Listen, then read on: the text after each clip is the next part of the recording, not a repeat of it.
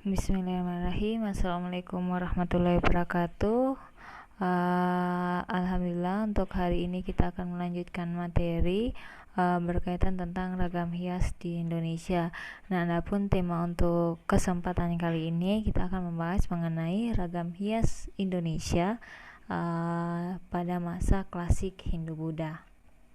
Kita mulai saja. Nah, seni rupa Indonesia Hindu bukan semata-mata produk dari pendalaman pikiran atau persepsi dari teori dan kaidah seni atau ikonografi dari tradisi seni rupa India. Ia adalah hasil dari pengolahan dan interpretasi pada seni rupawan Indonesia, hasil dari proses peluburan dua tradisi seni rupa melalui penghayatan sesuai dengan tuntutan budaya Hindu di Indonesia dari abad ke-7 sampai abad ke-15. Nah, berabad-abad proses peluburan tradisi seni itu berjalan yang menghasilkan perubahan gaya seni, baik dalam arsitektur, pahatan, arca, maupun lukisan.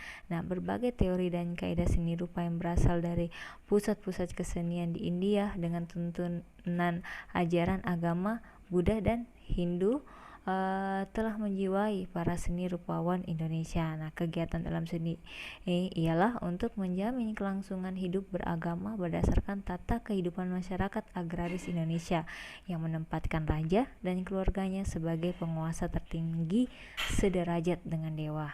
Nah, jawaban atas rujukan dari sumber agama tersebut dapat disimak pada bangunan,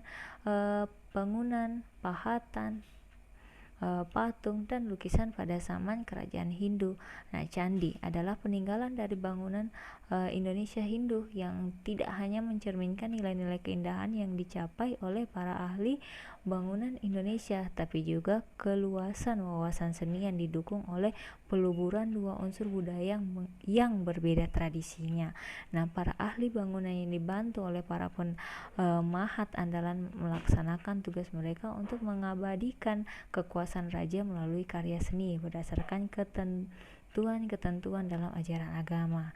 Nah, struktur candi sebagai replika gunung kosmis dengan tata letak dan tata ruang serta penempatan hiasan pahatan dan patung dalam kesatuan ungkapan yang seimbang dan serasi adalah manifestasi dari kepekaan rasa keindahan selaras dengan cita-cita agama. Nah, maka seperti kumpulan candi Larajongrang di Prambanan, Jawa Tengah adalah monumen kerajaan Mataram tua yang didirikan pada permulaan abad ke-10 sehingga sebagai tempat semayam para dewa agama Hindu. Nah, ini susunan seluruh kumpulan candi induk dan anak-anak candi dalam kesatuan susunan berdasarkan sistem konsentris atau mandala adalah lambang kesatuan alam kedewaan yang sekaligus melambangkan hierarki pemerintah kerajaan pada waktu itu. Nah, nilai keindahan candi dari kerajaan terakhir di Jawa Tengah ini dapat disimak pada salah satu dari candi induk di halaman tengah dari kompleks candi, yaitu Candi Siwa.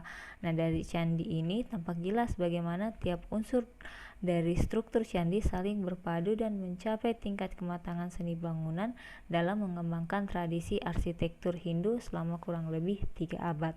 Nah, kekayaan hiasan dengan kesempurnaan teknik memahat batu tetap diusahakan untuk menjaga keseimbangan dalam kesatuan bentuk candi yang monumental tanpa mengorbankan nilai keagamaannya. Nah, candi dan Meru atau Gunung Suci, tempat tinggal dewa, memperlihatkan ragam hias tumbuh-tumbuhan dan binatang, ragam hias makhluk suci dalam alam kedewaan secara ragam hias perlambangan lainnya. Nah, sebagai bangunan suci, candi berfungsi juga sebagai tempat untuk menghayati ajaran agama. Nah, untuk itu candi dihias dengan pahatan adegan cerita pahlawan atau wiracarita. Nah, cerita Ramayana misalnya tampak pada hiasan pahatan di dinding kaki Candi Siwa Larajongrang dengan gaya naturalistik sebagai penerus gaya seni pahat India dari zaman kerajaan Pala. Nah, struktur candi tidak selalu mengingatkan pada bentuk Meru sebab ada jenis candi lain dengan fungsi yang berbeda, yaitu Candi Borobudur yang sering disebut sebagai salah satu bangunan keajaiban dunia, memiliki struktur bangunan sebagai stupa, yaitu jenis monumen untuk agama Buddha Mahayana. Nah, struktur dasar stupa Borobudur telah dirintis perkembangannya di India, yaitu sebagai stupa prasada atau stupa berjenjang. Dalam hal ini, stupa Borobudur memiliki 9 jenjang sesuai dengan pandangan falsafah agama Buddha Mahayana. Nah, visualisasi perkembangan evolusi jiwa manusia dilambangkan dalam 3 lapisan, yaitu lapisan bawah sebagai dasar candi dengan sebutan Kama Datu, kemudian lapisan tengah atau Rupa Datu dengan 4 jenjang, dan lapisan atas atau Arupa Datu dengan 4 jenjang, dan ditutup dengan stupa induk sebagai mahkota candi. Nah, seperti Candi Larajonggrang, Candi Borobudur juga memperlihatkan hiasan pahatan cerita tapi dari sumber agama Buddha. Nah, adegan-adegan bersambung melukiskan berbagai tahapan cerita Sang Buddha seperti Jataka tampak pada dinding dari keempat jenjang dari lapisan Rupa Datu. Nah, gaya naturalistik seperti pahatan Candi Larajonggrang juga menjadi ciri dari hiasan pahatan dari Candi Borobudur. Meskipun komposisi yang dinamis dan dramatis kurang terasa pada candi tersebut, memang semua unsur dari Candi Borobudur telah disusun sedemikian rupa sehingga tercipta kesatuan ekspresi yang serba khusyuk, suatu konsep estetis yang mendukung nilai spiritual agama. Nah, banyaknya persamaan antara gaya arca dewa atau Buddha dari Candi Jawa Tengah dengan gaya arca India menjelaskan masih kuatnya tradisi seni patung India yang bersumber pada Samangupta dalam peranannya pada tahap awal perkembangan seni rupa Indonesia Hindu sampai abad ke-10. Pengubahan-pengubahan seperti pada ekspresi raut muka, modifikasi pakaian dari tokoh-tokoh dewa dan Buddha memang sudah mulai terasa dalam rangka penyesuaiannya dengan lingkungan budaya Indonesia.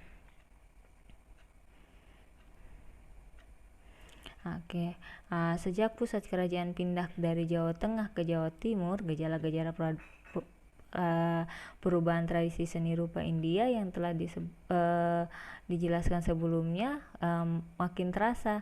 Nah, jika di Jawa Tengah perkembangan seni rupa merupakan bentuk sintesa pertama antara budaya India dan Indonesia, maka perkembangan seni rupa di Jawa Timur adalah hasil sintesa kedua yang lebih menampilkan gagasan seni budaya Indonesia. Nah, perubahan yang tampak pada candi-candi yang didirikan pada abad ke-13 di Jawa Timur disebabkan karena makin berkurangnya peranan tradisi seni rupa Indonesia di pihak lainnya.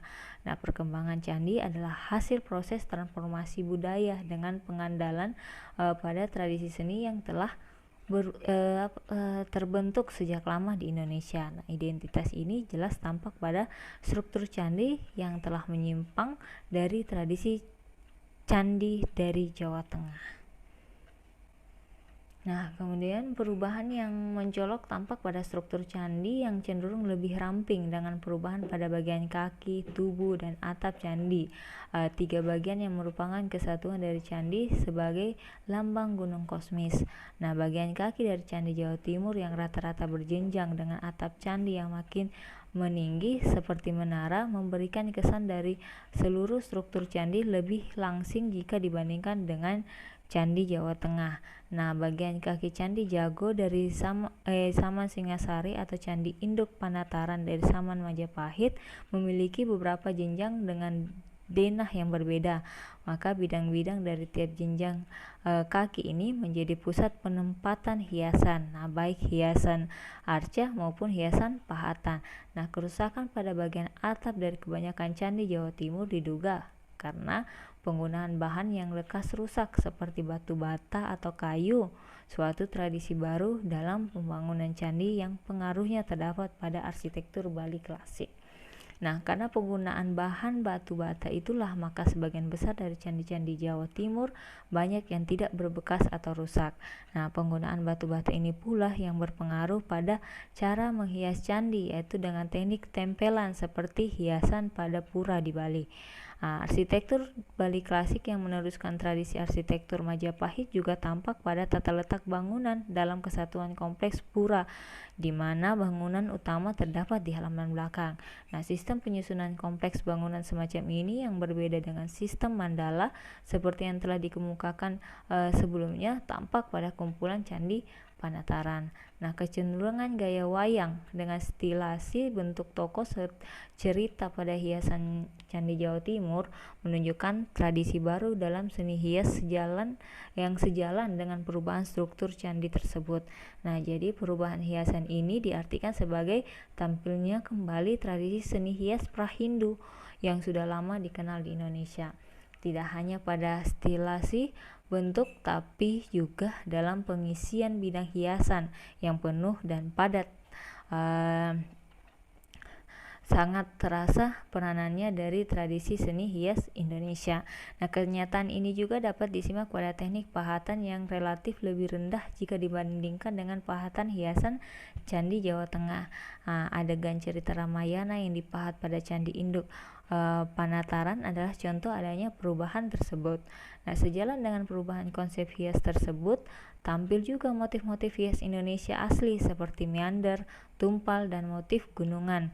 Kekayaan hiasan candi dari Candi Jawa Timur juga karena tambahnya beragam hias baru yang berasal dari kesenian Cina, yaitu motif hias awan dan bukit karang. Nah, perkembangan hiasan Candi Jawa Timur dicapai pada zaman Majapahit dan tradisinya diteruskan di Bali, seperti yang tampak pada wayang kulit Bali klasik dan pada lukisan tradisional Bali yang masih dipertahankan terus hingga saat ini. Nah, perubahan gaya seni di Jawa Timur tidak hanya terbatas pada hiasan bangunan, tapi juga pada arca. Nah, proses pembentukan gaya arca sebagai perwujudan raja yang meninggal dalam kesenian Jawa Timur sudah mulai tampak pada zaman Erlangga dan berkembang terus pada zaman Singasari. Nah, gaya klasik dari arca Singasari adalah hasil usaha penghalusan gaya klasik dari puncak perkembangan seni patung Jawa Tengah. Nah, kehalusan dan ketelitian dalam menggarap rinci pada arca Prajnaparamita sebagai perwujudan Putri Kendedes adalah petunjuk yang kuat bagaimana para pematung Indonesia waktu itu telah menguasai dengan benar teknik memahat dan mengukir batu. Nah, proses penghalusan ini rupanya berjalan terus bersamaan dengan perubahan konsep bentuk yang didukung oleh nilai-nilai spiritual seperti arca-arca Majapahit.